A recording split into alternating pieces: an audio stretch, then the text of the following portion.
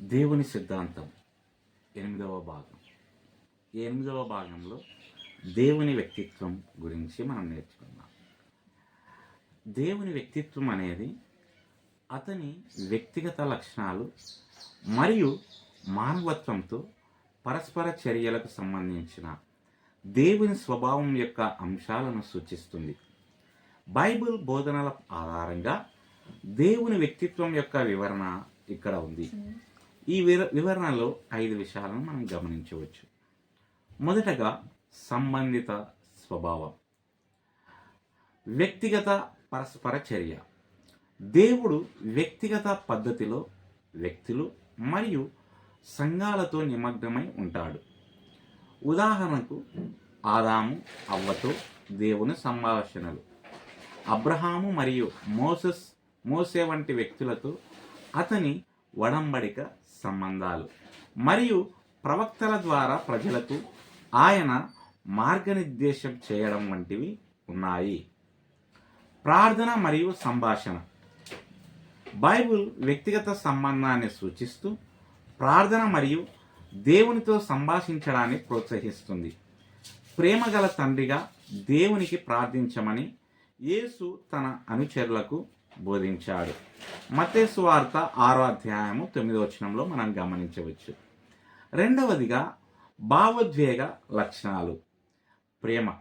దేవుని ప్రేమ అతని వ్యక్తిత్వంలో ప్రధాన అంశం.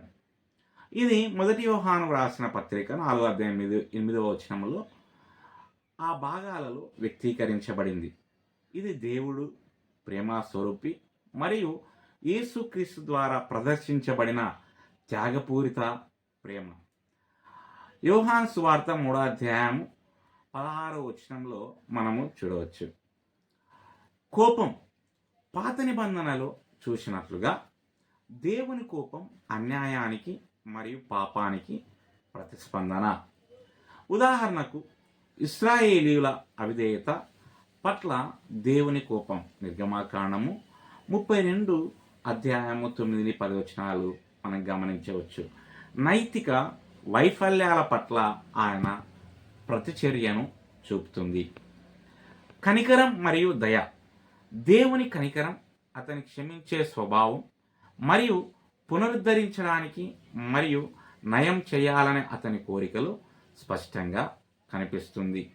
కీర్తన 103:8వ వచనము ఆ భాగాలలో ఉదాహరించబడింది. ప్రభువు కరుణ మరియు దయగలవాడు, కోపానికి నిదానం, ప్రేమలో విస్తారమైన వాడు అని వ్రాయబడింది. మూడవదిగా నీతి మరియు న్యాయం. న్యాయం. దేవుడు న్యాయంగా మరియు నీతిమంతుడుగా చిత్రీకరించబడ్డాడు.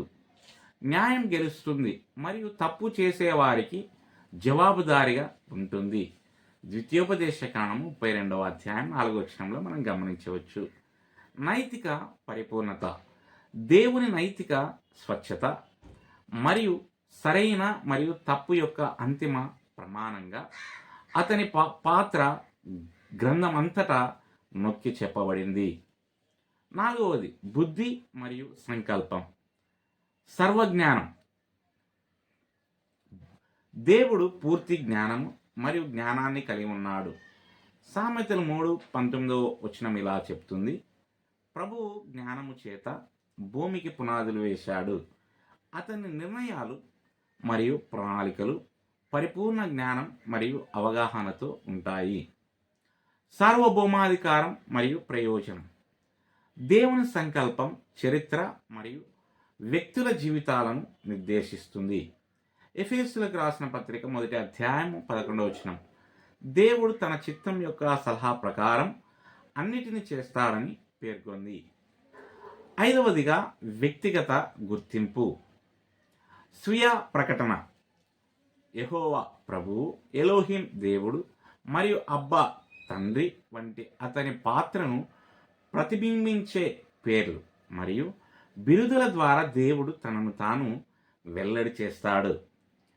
ప్రతి పేరు అతని వ్యక్తిత్వం మరియు మానవత్వంతో సంబంధం యొక్క విభిన్న అంశాలను హైలైట్ చేస్తుంది.